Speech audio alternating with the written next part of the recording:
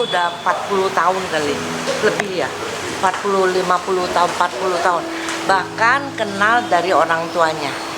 Tapi terakhir ketemu mungkin sekitar 10 tahun yang lalu, berbeda.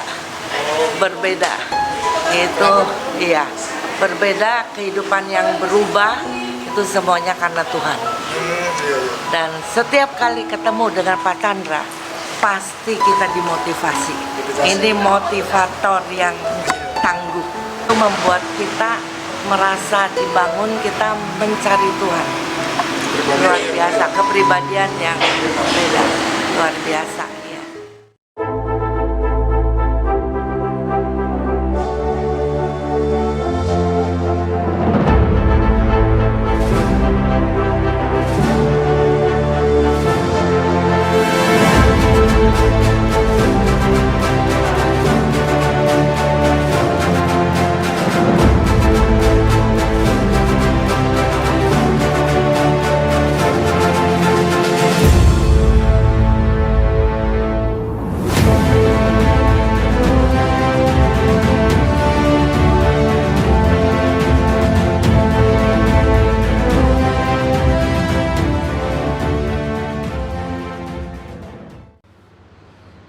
Jumpa kembali teman-teman di MDT Journey Inspiration of Life.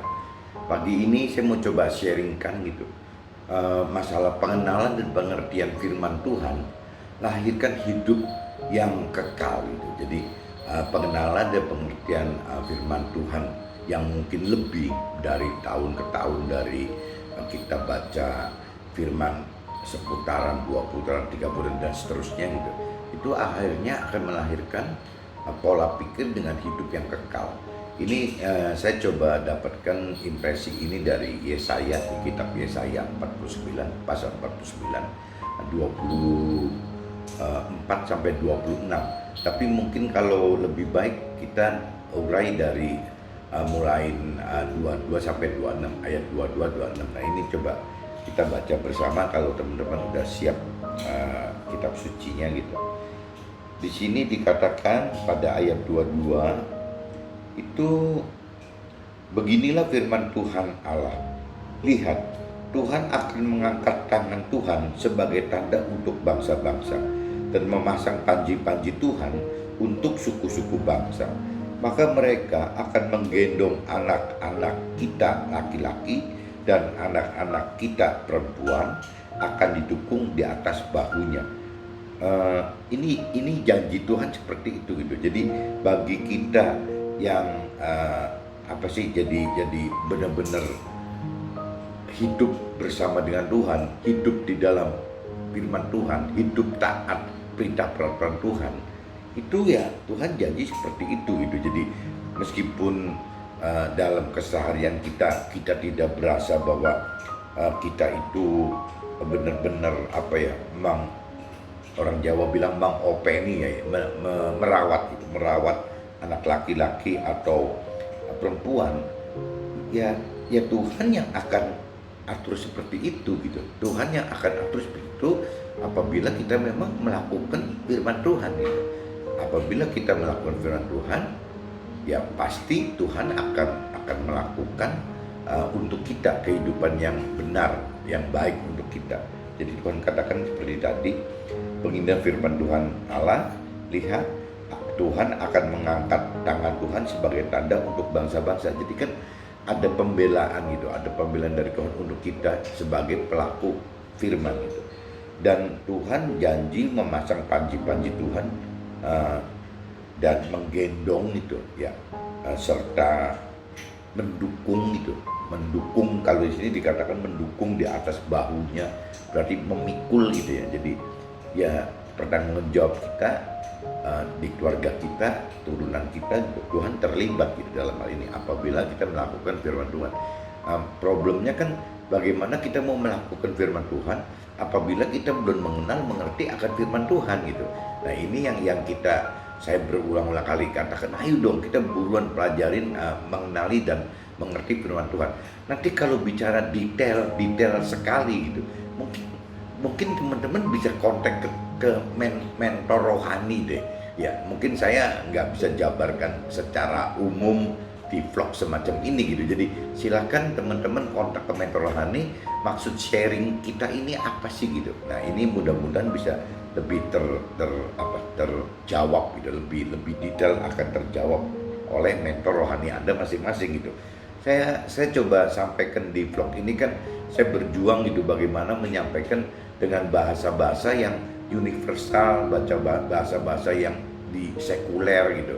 Karena saya bukan rohaniawan gitu, jadi saya mau coba teman-teman yang sebagai pengusaha atau pekerja gitu, yuk kita sama-sama harus membangun kehidupan bersama Tuhan. Jangan cuman seolah ada pesan itu tugasnya rohaniawan, bukan gitu. Tuhan itu kan pribadi, Tuhan itu hanya menyediakan rohaniawan sebagai guru gitu, guru untuk membimbing kita. Sama aja kalau kita bicara di kita sekolah umum gitu, ya kan ada guru taman kanak-kanak, ada guru SD, SMP, SMA, dan university gitu, akademi atau university. Itu kan masing-masing ada gurunya, tapi nanti yang menjadi dokter, menjadi insinyur, itu kan kitanya gitu, bukan gurunya gitu, kitanya yang jadi guru. Nah Tuhan itu sama gitu, jadi intinya yang akan mendapatkan keselamatan dan kebenaran itu kan bukan cuma gurunya loh, tapi kita. Masalah gurunya nanti masuk keselamatan atau tidak, itu urusan Tuhan dengan gurunya gitu. Nah adapun kita yang masuk surga atau tidak, itu urusan kita pribadi dengan Tuhan. Nah guru-guru mentor rohani itu fungsinya untuk itu, jangan disarak-aprakan, jangan dilebih-lebihkan. Ya mentor rohani fungsinya untuk itu, membimbing kita masuk ke dalam pribadi kita ketemu Tuhan itu. Tapi kalau ada mentor rohani yang mengarahkan kita tidak ketemu Tuhan, itu rasanya mentor rohani yang nggak benar gitu. Jadi masa mentor rohani mengarahkan kita untuk ke mentor rohani, itu konyol gitu. Itu mentor rohani yang kurang benar. Kalau yang benar itu pasti mentor rohani akan terus mengarahkan kita langsung pada Tuhan. Karena memang perintah Tuhan seperti itu. Kita hanya alatnya gitu. Bukan perhentian akhir dari kita yang awam gitu ke mentor rohani, tapi mentor rohani akan menjadi alat Tuhan untuk membawa kita dari dunia sekuler kita masuk ke dalam dunia rohani yang Tuhan inginkan. Itu mentor rohani yang benar seperti itu gitu. Maka semua orang itu, maksudnya Tuhan di sini di ayat 23-nya, semua orang bahkan pembesar-pembesar, bahkan mungkin pejabat-pejabat, bahkan kerabat-kerabat kerja kita atau kantor-kantor pusat kita gitu, ya itu seolah-olah seperti menjadi yang menjaga kita. Kenapa? Karena Tuhan yang ngatur itu gitu. Jadi mereka semua itu Tuhan arahkan untuk bisa ikut. Kalau di sini dikatakannya kan akan menjadi inang gitu. Jadi mereka itu semua akan menjadi inangnya kita. Mungkin kalau inang di dalam bahasa sekarang mungkin ya jadi apa? Jadi kayak yang mensupport ya, yang mensupport kita gitu. Nah ini karena Tuhan semua gitu. Mereka akan sujud kepada kita dengan mukanya sampai ke tanah gitu. Nah, ini kalau bicara ekstrimnya zaman dulu seperti itu tuh. Dan akan menjilat debu kaki kita. Ini udah ekstrim banget ya. Mungkin intinya mereka akan mensupport kita lah. Mereka akan menghargai kita. Mereka akan membantu gitu dalam segala hal. Dia akan membantu kita. Maka kita akan mengetahui bahwa ya Tuhanlah Tuhan gitu. Maksud Tuhan gitu loh. Tuhanlah Tuhan itu. Jadi kita akan dibawa ke sana bahwa Tuhanlah Tuhan, pengenalan akan Tuhanlah Tuhan. Nah itu bagi kita sendiri gitu. Di sini Tuhan tekankan kan bahwa maka kita akan mengetahui bahwa Tuhanlah Tuhan gitu, akulah Tuhan gitu. Ini berarti kitanya gara-gara semua mereka itu mensupport kita, membantu kita, mempermudah kita, mendukung hidup kita. Akhirnya kita bisa mikir bahwa ini semua karena memang Tuhan gitu, Tuhan yang ada di kita. Ini firman di 23a-nya masih bicara seperti itu. Dan bahwa orang-orang yang menanti-nantikan Tuhan tidak akan mendapat malu. Nah ini sampai ada tercermin satu pengertian di tingkat kitanya pribadi bahwa ya tidak ada nanti itu malu, itu mendapat malu, itu tidak ada gitu. Nah ini menjadi saksi gitu bagi sesama kita gitu. Meskipun waktu awal-awal proses mungkin kita dicemooh, dihina apa, itu memang prosesnya iman, prosesnya Tuhan seperti itu, proses rohani itu seperti itu gitu. Kalau kita mulai masuk ke dunia rohani ya kita akan alami itu. Dan Tuhan malah cantumin loh bahwa orang yang menghalangi, menolak kita, mencemooh kita, menghina kita. Kalau kemarin Tuhan bilang apa sih, jadi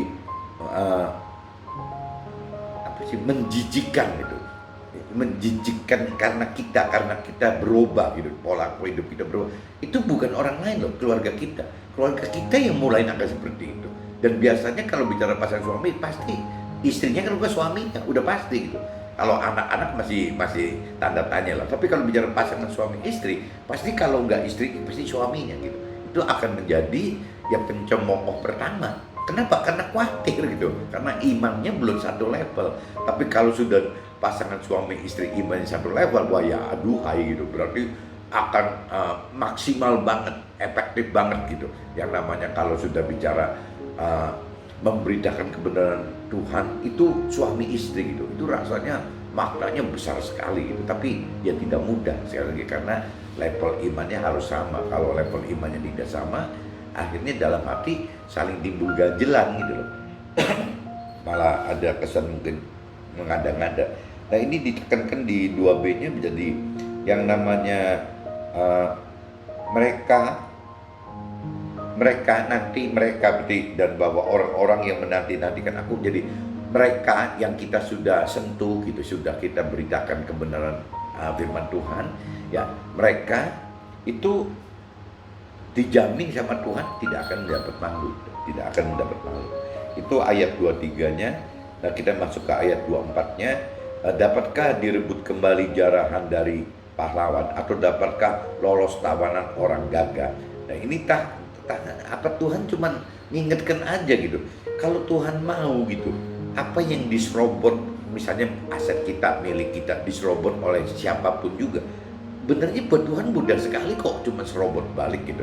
Nah setelah kita mengerti akan firman Tuhan, rasanya kita nggak bisa loh gegabah minta Tuhan serobot balik harta kita gitu, tahta kita, nafsu duniawi kita akan dibalikin lagi.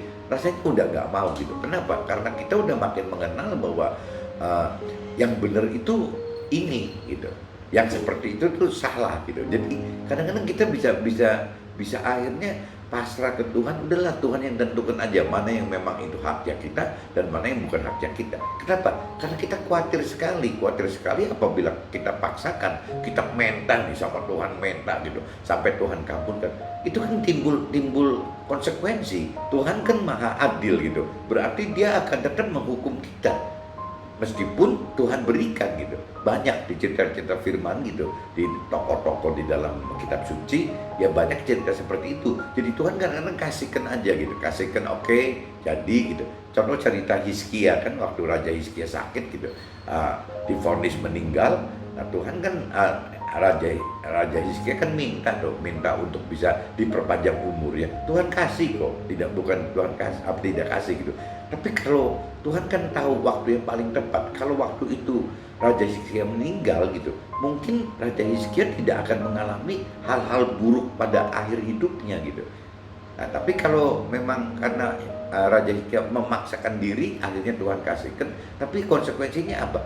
Akhirnya dia ngerti gitu bahwa 15 tahun berikutnya dia kehilangan semua, kehilangan segala-galanya. Ya pasti jadi nggak lebih tenang, nggak lebih baik gitu. Mungkin kalau Raja Hizkia tahu, mungkin lebih baik meninggal waktu 15 tahun yang lalu daripada ditunda 15 tahun berikutnya. Tapi jadi kejadiannya seperti itu. Tuhan pasti tahu waktu yang terbaik. Ya kapan saya, teman-teman dan keluarga kita semua, kapan diambil sama Tuhan, wafat gitu, maksudnya meninggal. Ya itu memang itu hak prerogatifnya Tuhan gitu, dan Tuhan pasti pilihkan yang terbaik dan terbenar. Intinya gitu. Nanti satu saat saya mau cerita, sharingkan yang urusan kenapa ayah saya kok meninggal, padahal saya dapat impresi dari dulu gitu bahwa ayah ini Tuhan benar-benar jagain terus, karena memang ayah baik sekali gitu, meskipun belum mengerti tentang Tuhan lebih dalam, tapi ayah baik gitu, baik ke sesamanya. Jadi hubungan horizontalnya gitu ya, hubungan masyarakat manusia ke manusianya, ayah itu baik banget gitu. Meskipun waktu itu belum mengerti akan hubungan vertikal dengan Tuhan gitu. Nanti satu saat saya akan sharingkan kalau udah waktunya gitu. Nah ini Tuhan cuma katakan begitu. Dapatkah direbut kembali jarahan dari pahlawan, dan dapatkah lolos tawanan orang gagah? Ini maksudnya Tuhannya loh. Emangnya Tuhan nggak bisa rebut kembali gitu? Bisa-bisa aja. Emang Tuhan nggak bisa lolos, itu bisa-bisa aja gitu. Sungguh beginilah firman Tuhan, tawanan pahlawan pun dapat direbut kembali, dan jarahan orang gagah dapat lolos. Sebab Tuhan sendiri akan melawan orang yang melawan kita, dan Tuhan sendiri akan menyelamatkan anak-anak kita. Tuh, Tuhan itu seperti itu loh. Jadi kalau kita melakukan firman Tuhan sampai kita mendapatkan tuayan gitu, kita menabur gitu apa yang firman Tuhan perintah peraturkan. Nah itu akan tuayannya itu kan di sini udah jelas-jelas nyata nih. Bukan cuman berhenti di generasi kita, tapi akan lanjut ke dalam anak-anak kita. Tuhan, paket Tuhan itu selalu seperti itu. Apabila orang tuanya diselamatkan, pasti anak cucunya ke bawah gitu. Minimal satu level gitu. Kalau di dalam firman kan satu level nih, berarti dari orang tua ke anak gitu. Nah ini dipertegas seperti itu kan, bahwa orang dan Tuhan sendiri akan menyelamatkan anak-anak kita. Jadi di sini kalau komplitnya, sebab Tuhan sendiri akan melawan orang-orang melawan kita, dan Tuhan sendiri akan menyelamatkan anak-anak kita. Itu kan berarti kan dua generasi. Ya Tuhan akan membela ya, melawankan orang yang melawan kita, dan Tuhan akan menyelamatkan kita dan anak-anak kita.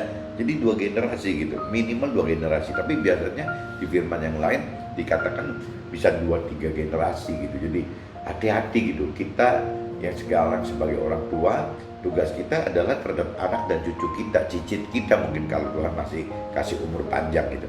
Tapi kalau bicara generasi atas kita kan ada orang tua kita, ada kakek kita, ada buyut kita. Nah ini yang urusan mereka sebenarnya.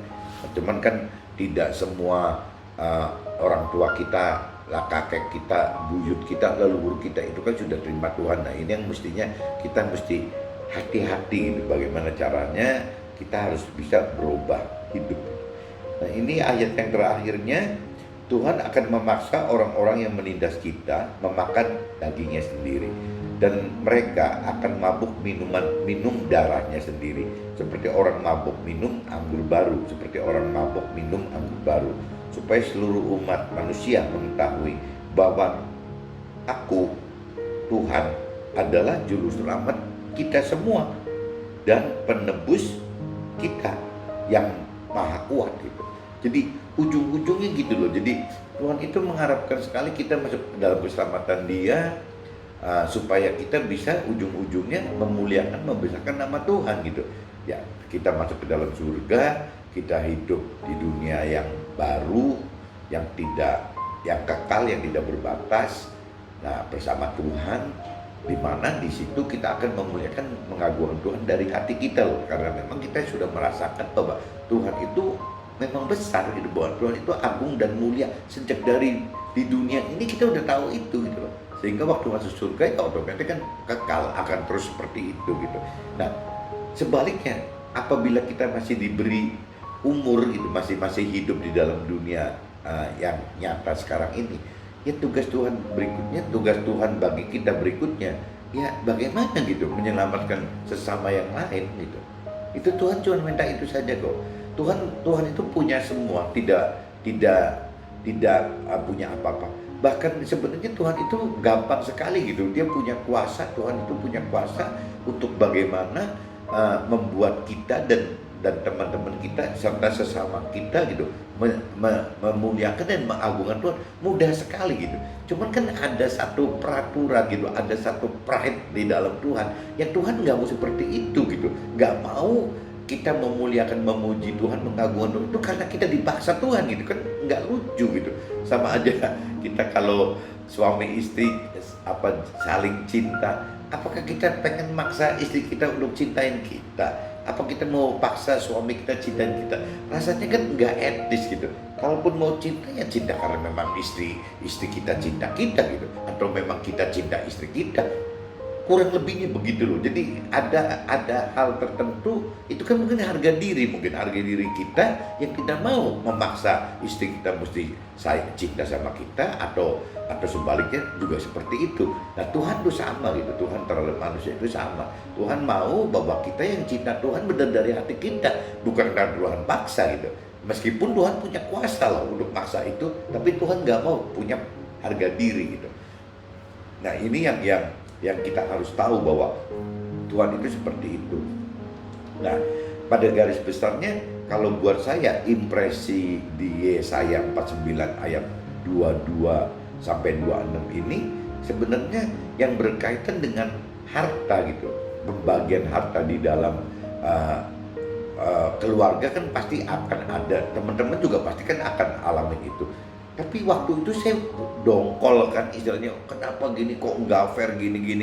Tapi kalau setelah mengenal dan mengerti akan firman Tuhan, ya hilang, dongkolnya hilang, malah minta ke Tuhan kalau memang ada harta tahta yang lain atau mungkin benda-benda yang sifatnya untuk kenikmatan dunia yang memang di mata Tuhan tidak benar, kita bisa minta ke Tuhan untuk dicabut loh. Udah dihilangin aja Tuhan sekaligus gitu. Supaya kita benar-benar murni dari dasar yang benar gitu, dari dasar yang kudus. Itu yang Tuhan inginkan itu. Nah tapi kan kembali lagi terserah Tuhan, nanti Tuhan ngatur gimana. Cuma yang jelas secara jiwa kita, pikiran, perasaan kita itu sudah dirubah gitu. Sedikit ada perubahan yang mengikuti yang firman katakan gitu, perintah teraturkan. Kita pelan-pelan akan masuk ke situ. Ini kalau secara Yesaya, kitab Yesaya pasal 49 ayatnya 22-26, kalau buat saya ya seperti itu gitu. Nah nanti sebentar lagi saya mau cerita kesaksian yang urusannya dengan kehidupan saya gitu, yang terkait dengan kitab tersebut.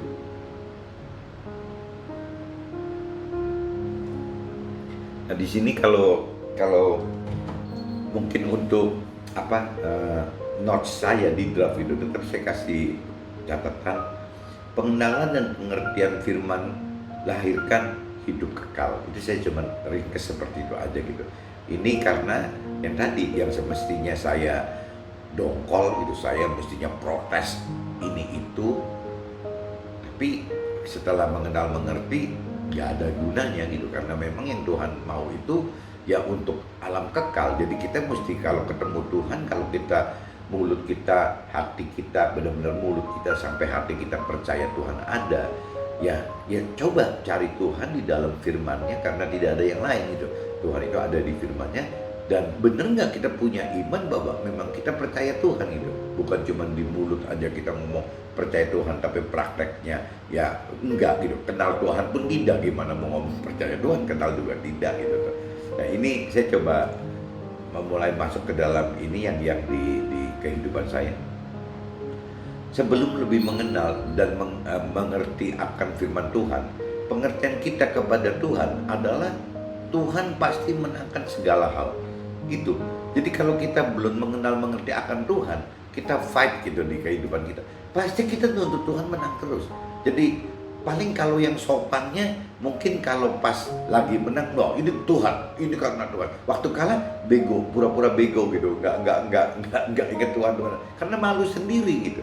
Nah begitupun juga misalnya ada orang yang begitu menang-menang Tuhan-Tuhanan, tapi begitu kalah ninggalkan Tuhan, itu juga ada gitu. Nah tapi kalau yang saya harapkan, ya mestinya orang mengenal Tuhan itu bukan dengan dua cara tadi gitu. Mengenal dan mengerti Tuhan itu bukan berarti semua yang dialami dalam hidup ini, di dunia ini pasti menang gitu. Belum tentu, karena Tuhan pengen kadang-kadang ada hal tertentu yang di dunia justru Tuhan mau hilangkan gitu. Bukan karena Tuhan nggak menang gitu, karena bagi Tuhan kemenangan itu adalah harus dihilangkan gitu. Lewat kehilangan itu malah kita dimenangkan. Itu tertangkap nggak maksud saya? Jadi dalam Tuhan itu pasti menang gitu, tapi menang itu bisa berupa kehilangan gitu. Karena kalau kita pertahankan itu tidak hilang, kita jadi tidak menang gitu akhirnya tuh. Ini bahasanya agak ribet ya. Jadi sekali lagi Di dalam Tuhan itu, dalam kebenaran Tuhan itu, kemenangan itu bukan berarti harus terus-terusan memiliki atau mendapatkan gitu. Itu mungkin lebih gampangnya gitu. Tapi di dalam Tuhan itu, arti kemenangan itu adalah bisa juga berarti kehilangan atau kehilangan gitu, bisa kehilangan, berarti kehilangan atau keruntuhan gitu, atau kejatuhan gitu. Itu bisa gitu. Kenapa? Karena Tuhan ngitungnya bukan sekarang gitu, Tuhan ngitungnya nanti. Ya ujungnya apa? Ya ujungnya menang.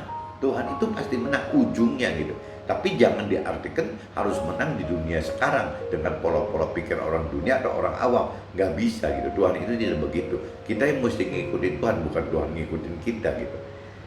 Nah itu maksudnya seperti itu. Jadi jangan sampai ada asumsi sebelum lebih mengenal dan mengerti akan firman Tuhan.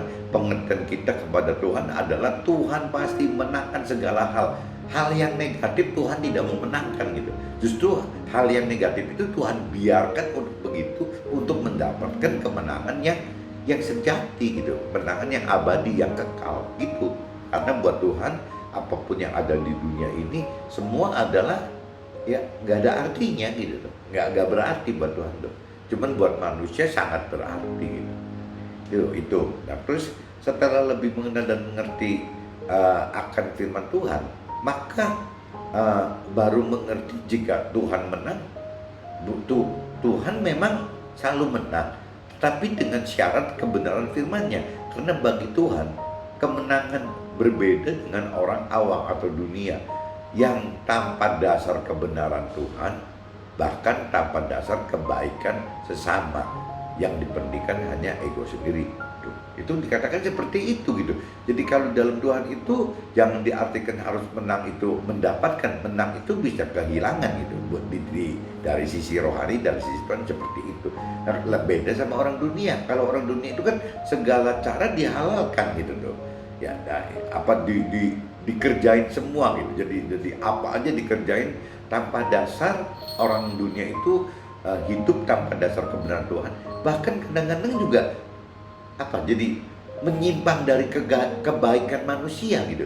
Jadi kalau tadi dikatakan bahwa hubungan kita hidup itu ada horizontal terhadap sama manusia dan vertikal, ini orang yang awam yang kurang benar, kurang baik gitu, ini akan mengabaikan dua-duanya loh. Jadi cara Tuhan, kebenaran Tuhan tidak digunakan, kebaikan manusia pun tidak dipertimbangkan gitu. Jadi dibabat semua aja, yang penting gua menang, yang penting gua dapat gitu. Nah itu kan terlalu ego. Ujungnya ya hancur sendiri gitu. Akhirnya tidak akan masuk ke dunia kekal. Dan ke dunia kekal tapi neraka gitu, bukan masuk dunia kekal yang surga. Ya kan kasihan banget, sayang banget gitu. Padahal di dunianya mungkin kayaknya kan gak kira-kira gitu.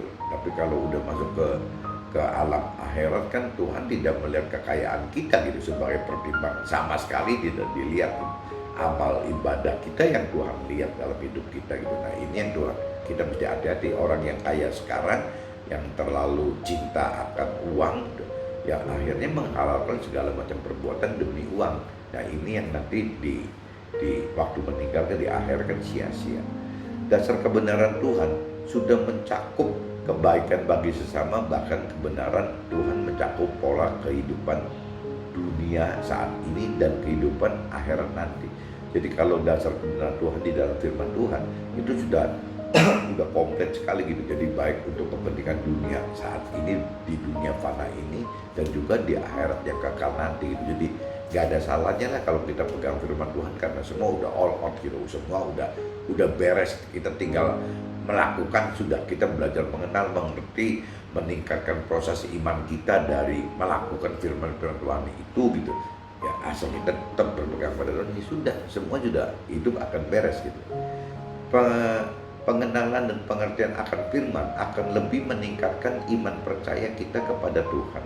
Karena segala rasio pun akan dapat diterima langkah-langkah kebijakan Tuhan di dalam firman-Nya. Maksudnya begini gitu. Jadi setelah kita mengerti firman Tuhan, sebenarnya firman Tuhan itu sangat rasional gitu, bukan irasional. Banyak orang awam yang akan ngomong, gila loh kalau orang pelajari firman Tuhan, bisa jadi gila katanya. Selalu ngomong gitu, jadi aneh, yang pergaulannya jadi berubah gitu. Orang awam, orang ini pasti akan menjudge firman Tuhan itu seperti itu. Dan memang tidak aneh kalau menurut saya itu. Nah kenapa? Karena orang tersebut yang menjudge negatif itu belum mengerti akan firman Tuhan. Sehingga mereka belum mengerti akan pemikiran dan perasaan Tuhan itu. Jiwa Tuhan itu mereka belum kenal. Tapi setelah kita mengerti, kita akhirnya akan mengenal dan mengerti juga jiwanya Tuhan.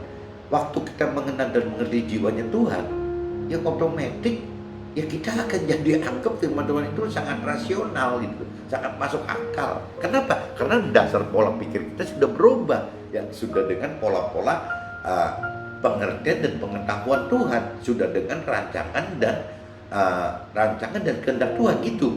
Jadi sudah tidak aneh. Malah kita takut kalau kita melakukan hal-hal yang sifatnya duniawi gitu. Kenapa? Karena tidak ada di dalam firman gitu. Nah ini jadi terbalik gitu. Tapi kalau orang awam, orang dunia belum mengerti akan firman Tuhan, menurut saya sih wajar-wajar aja gitu menganggap firman Tuhan ya irasional gitu. Pengenalan, pengertian serta iman yang lebih akan membuat kita berbesar hati atau legowo, jalani kehidupan dengan dasar-dasar firman dan hidup bersama Roh Tuhan gitu. Jadi setelah kita mengenal, mengerti serta iman kita cukup untuk bisa nerima Tuhan, cukup bisa pasrah gitu kepada Tuhan, ya pasti kehidupannya ya tidak akan jadi beban gitu. Jadi kita ya memang besar hati karena memang kita udah mengerti gitu. Ya kita legowo karena kita sudah mengenal gitu. Ya kita hidup akan enak-enak saja bareng sama Tuhan gitu. Karena sudah satu arah semua dengan Tuhan. Nah ini yang Tuhan harapkan gitu. Ini tujuan hidup kita sebenarnya gitu. Pengenalan dan pengertian serta iman yang lebih akan membuat kita lebih bijak dalam menyikapi suatu masalah dan tidak hanya prioritaskan kesuksesan harta dan tahta serta cari kenikmatan hidup saja. Tapi kita akan lebih terdorong untuk lakukan firman-firman Tuhan. Ya kita akan challenge terus gitu. Firman ini mana nih? Yang ini sudah kita lakukan, yang ini sudah kita buat. Kita akan makin berani untuk melakukan firman-firman Tuhan berikutnya. Semakin kita mengenal dan mengerti akan firman Tuhan, kita akan otomatis semakin berani gitu untuk melakukan firman Tuhan. Karena kita sudah bukan seperti orang dunia pada umumnya hanya cuma terbelenggu oleh harta tahta dan nafsu duniawi yang Tuhan bilang itu kan hilang semua gitu loh. Ya kenapa sih? Yuk kalau pinter kok bodoh banget gitu. Kalau you pinter kok bodoh banget gitu. Kenapa kok yang diuber cuma harta tahta sama ini? Nah, kalau kita nanti udah mengerti firman Tuhan, yang namanya harta tahta dan nafsu ini bukan untuk kita loh, tapi kita salurkan untuk menjadi kepentingan Tuhan gitu. Harta kita untuk kepentingan Tuhan, tahta kita untuk kepentingan Tuhan, nafsu duniawi kita misalnya ambisi kita mau ini mau itu yang untuk yang berkaitan dengan Tuhan gitu. Nah itu jadi positif semua tuh. Tapi kan Tuhan harus roba dulu gitu. Ya bagaimana caranya mengerti dulu akan firman Tuhan dan bagaimana benar-benar iman percayanya memang dihidupkan, Tuhan di dalam kita itu dihidupkan. Nah setelah itu baru kita benar-benar bisa jalan jadi alat Tuhan yang maksimal. Dan kita butuh loh akhirnya waktu kita akan menjadi alat Tuhan yang maksimal, kita tuh tidak memungkiri gitu bahwa kita ini butuh harta, butuh tahta, butuh ambisi gitu ya untuk besar atau segala macam. Tapi semua harta tahta dan ambisi ini akan terarah kepada untuk kepentingan memuliakan dan mengagungkan Tuhan. Caranya gimana? Yang memberitakan bahwa Tuhan itu ada, bahwa Tuhan itu punya kebenaran yang memang kita harus ikuti, ya firman-Nya gitu ya. Di dalam firman itu ada perintah peraturan Tuhan yang kita ikuti. Nanti setelah kita mengerti, mengikuti perintah peraturan Tuhan, nah kita baru tahu, ternyata rancangan Tuhan dan kehendak Tuhan ini seperti ini gitu. Pada ujungnya seperti itu. Jadi sasaran kita hidup di dunia ini mumpung masih sehat, ya yuk bareng-bareng teman-teman semua gitu. Jangan cerita agama, tapi semua makhluk Tuhan itu ya coba mencari Tuhan itu, kembali mencari Tuhan. Apa yang Tuhan perintahkan, kita kembali lagi apa yang Tuhan perintahkan. Itu artinya keselamatan gitu. Oke, mungkin pagi ini saya cukupin seperti ini sharingnya. Mudah-mudahan bisa ditangkap, dimengerti, dan apabila berguna coba sharingkan ke teman-teman yang lain. Oke, see you. Bye-bye.